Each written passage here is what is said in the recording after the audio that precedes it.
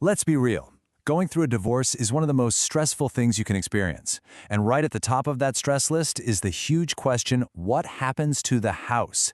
It's not just brick and mortar. It's your home. It's where memories were made. So today, we're going to cut through the noise and get some real clarity on this. We're going to break down what the law in New Mexico actually says and what your options truly are. This is the big one, isn't it? It's the question that probably keeps you up at night. Who gets to stay? Who has to pack up and leave? Does one person somehow have more of a right to it? Well, you might be surprised to hear that the answer, here in New Mexico, is a lot more straightforward than you probably think. And that's exactly what we're going to do here. Our whole goal is to take that feeling of chaos and confusion and replace it with a simple, clear checklist. I promise by the end of this, you'll get the rules, you'll know your options, and you'll see the exact steps you can take to move forward. Okay, so to figure out what happens to the house, we first have to wrap our heads around the big, fundamental rule that controls pretty much everything in a New Mexico divorce. It all boils down to two words: community property. Here's how New Mexico law sees it, and it's actually pretty simple. The law views a marriage as a partnership. So if you and your spouse bought your home during the marriage, it's considered community property. And here's the kicker. It doesn't matter whose name is on the mortgage or whose paycheck paid for it. The law just assumes it belongs to both of you. 50-50. End of story. Now, of course, like with any rule, there are a couple of exceptions, and that's what we call separate property. This is anything one of you owned before you even got married. It could also be something like an inheritance that was left specifically to you and only you, or a gift meant just for you. If the house falls into that bucket, it generally stays with that person. So you can see the pattern here, right? It really just comes down to two simple questions. When did you get it, and how? If the answer is during the marriage, using joint funds or effort, you're almost certainly looking at community property. If it was before the wedding or a solo inheritance, it's probably separate.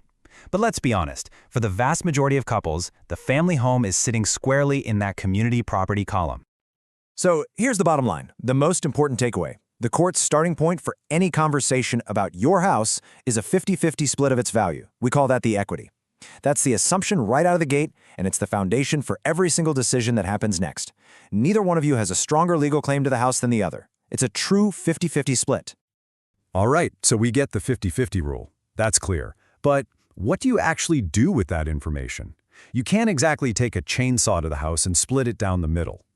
This brings us to a fork in the road, where you have two main paths you can take. So here are your two big choices. Option 1 is a buyout. This is where one person keeps the house, but they have to pay the other person for their half of the equity. This often happens when people want to keep things stable for the kids. Option 2 is what I call the clean path. You just sell the house, pay off the mortgage, and you each walk away with your half of the cash. It lets both of you get a totally fresh financial start. Let's make this buyout idea real with some numbers, because equity can sound kind of abstract. Imagine your house is worth a certain amount. And after you subtract what you still owe on the mortgage, you have $200,000 in equity. Well, since that's community property, you each have a claim to half of it. So that's $100,000 apiece. For one person to keep that house, they'd have to come up with $100,000 to pay the other spouse, usually by refinancing the mortgage. So what if that buyout just isn't in the cards? Maybe it's too expensive, or maybe you both just want a clean break. In that case, selling is often the simplest, cleanest way to move forward. But, and this is a big but, to avoid a ton of conflict, you absolutely need a plan. This isn't a normal house sale. It's happening inside a legal process. So let's walk through the checklist that can save you a world of headaches. Think of this as your roadmap. Step 1. Get the agreement to sell in writing. Make it part of the official divorce papers. 2. Figure out who's going to pay the mortgage, the utilities, all the bills while the house is for sale. 3. And this is crucial. You have to work together. Agree on a real estate agent, agree on a price, and cooperate on showings. 4. Preserve the home's value. Don't let anger lead to neglect that costs you both thousands of dollars.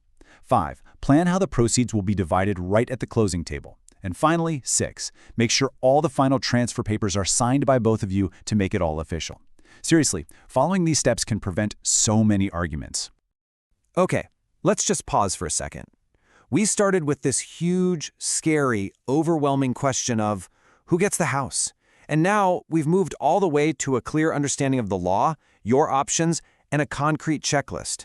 You actually have the framework now to turn all that confusion into a real plan of action. So if you're going to remember just 3 things from all this, let it be these. First, in New Mexico, your marital home is almost always community property. That means a 50-50 split of the value. Second, that 50-50 split leads you to 2 main choices. One of you buys the other out, or you sell the house and split the money. And third, if you decide to sell, using a structured checklist isn't just a nice idea, it's your absolute best tool for a fair process with as little conflict as possible. Look, nobody's saying this is easy. Divorce is tough. This whole process can feel completely overwhelming, but it does not have to be chaotic. The law gives you a fair framework, and having a clear plan gives you a path. By understanding these things, you're no longer just reacting to a crisis. You're in the driver's seat, making smart, informed decisions for your own future. You really have got this.